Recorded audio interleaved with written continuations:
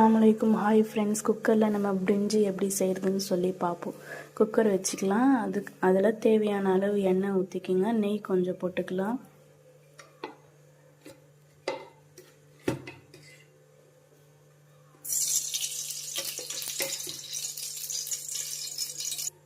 எண்ணெய் ஊற்றியாச்சு. பின்ன நெய் கொஞ்சம் போட்டுக்கலாம்.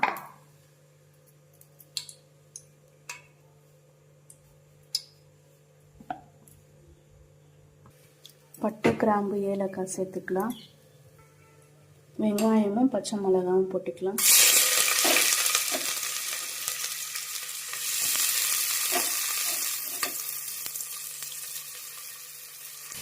நல்லா வதங்கணும் கொஞ்சம்.